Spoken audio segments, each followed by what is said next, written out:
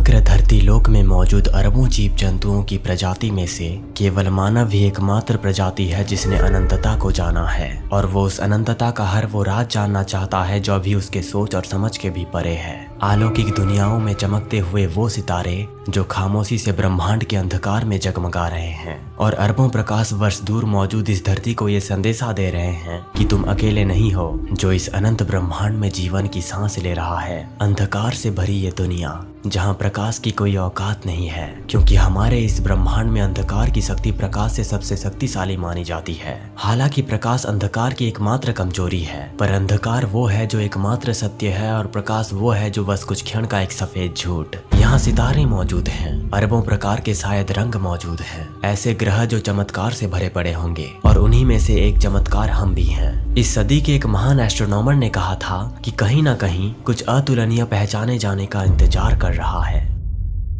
युगों से भारत उपमहाद्वीप में रहने वाले लोग उस महान शक्ति की पूजा करते आए हैं जिसे प्रकृति कहा जाता है। इन्होंने हर एक चीज में भगवान ढूंढ लिया। अग्नि के तेज से चमकते हुए उस सूरज से लेकर ठंडी खूबसूरत रोशनी प्रदान करने वाले चंद्रमा तक, धरती में मौजूद पावन माटी से लेकर खाद्य पदार्थ देने वाले पहाड़ों, जंगलों और वृक्षों तक, पावन अग्नि से लेकर तेजोमय प्रबल वायु तक, मानव को जीवन देने वाले खेतों से लेकर अपने जानो बहानों तक, गाय और बैल से लेकर गगन में उड़ने वाले पक्षियों तक, दुनिया की हर छोटी से छोटी चीज से लेकर हर वो बड़ी चीज को वो पूजते हैं जिनकी प्राचीन शिक्षाएं आज भी दुनिया भर में कायम हैं। हिंदुओं के वो महान पूर्वज जिन्होंने दुनिया को चेतना, शक्ति, धर्म, कर्म, दुनिया और ब्रह्मांड का वो ज्ञान प्रदान किया था जो बिल्कुल अमूल्य है और जिन्हें मैं शब्दों में बखान नहीं कर सकता। ना तो किसी चीज का जन्म होता है और ना ही किसी चीज का अंत होता है। सब पहले से हर वक्त मौजूद हैं। बस वो चीज किसी दूसरी चीज में परिवर्तन होती रहती है, जिसे देखकर हम सोचते हैं कि इसका अंत हो गया या इसका जन्म हो गया।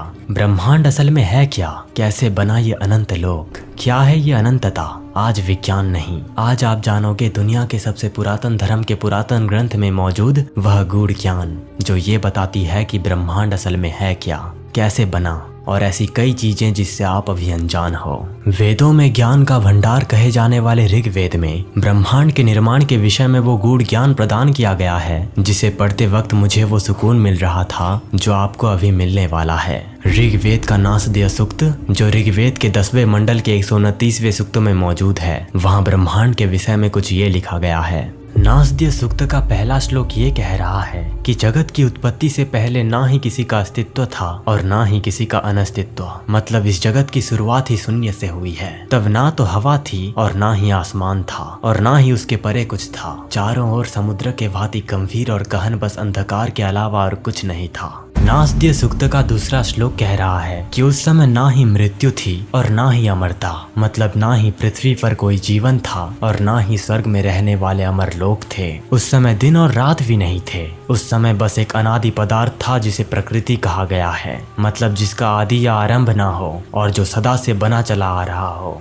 तीसरा श्लोक जो ये कह रहा है कि शुरू में सिर्फ अंधकार में लिपटा अंधकार था और वो जल की भांति अनादि पदार्थ था जिसका कोई रूप ही नहीं था, अर्थात जो अपना आयतन न बदलते हुए अपना रूप बदल सकता था। फिर उस अनादि पदार्थ में एक महान निरंतर तप से वो रचयिता परमात्मा या भगवान प्रकट होता है। फिर चौथे श्लोक में लिखा गया है कि सबसे पहले रचयिता को कामना, विचार या भाव आता है सृष्टि रचना करने का, जो कि सृष्टि उत्पत्ति का पहला बीज था। इसी तरह रचयिता ने विचार कर अस्तित्व और अनस्तित्व की खाई पाटने का काम किया। और पांचवें श्लोक में ये कहा गया है कि फिर उस कामना रूपी बीज से चारों ओर सूर्य किरणों के समान ऊर्जा की तरंगे निकली, जिन्होंने उस अनादि पदार्थ प्रकृति से मिलकर सृष्टि रचना का आरंभ किया था। और इसी तरह छठे श्लोक में ये कहा गया है कि अभी वर्तमान में कौन पूरी तरह ठीक ठीक बता सकता है कि कब और कैसे इस विविध प्रकार की सृष्टि की उत्पत्ति और रचना हुई, क्योंकि विद्वान लोग तो खुद सृष्टि रचना के बाद आए। अतः वर्तमान समय में कोई ये दावा करके ठीक ठीक वर्णन नहीं कर सकता कि सृष्टि बनने से पूर्व क्या था और इसके बनने का कारण क्या था। और आखिरी और सातवें श्लोक में ये लिखा गया है कि सृष्टि रचना का स्रोत क्या है, कौन है इसका कर्ता धर्ता, सृष्टि का संचालक, अवलोकन करता ऊपर कहीं स्वर्ग में बैठा है। हे विद्वानों, उसको जानो, तुम नहीं जान सकते तो कौन जान सकता है। दोस्तों, दुनिया के हजारों ग्रंथ और किताबें सृष्टि रचना के विषय में अपने अनगिनत बातें कहते हैं, इसी प्रकार ऋग्वेद ने भी कही। हम उस चीज को जानने की बात कर रहे हैं जिसे हम कभी जान ही नहीं सकते। अगर आपको इस ब्रह्मांड से बात करनी है तो मैं हर बार कहता हूँ कि इसकी भाषा साइलेंस की भाषा है। आप खुद ही इससे पूछ सकते हैं कि आखिर है क्या, कैसे बना और क्यों बना। आपको गहरे स्तर पर वो चीजें अनुभव होंगी जिसको आपने कभी अनुभव ही नहीं किया होगा। तो आज के वीडियो में हमने ऋग्वेद में मौजूद ब्रह्मांड के क्रिएशन की बात की, पर आगे आने वाले वीडियोज में हम ऐसे ही अनंत ज्ञान की बात करेंगे। आपका मूल्यवान समय देने के लिए धन्यवाद।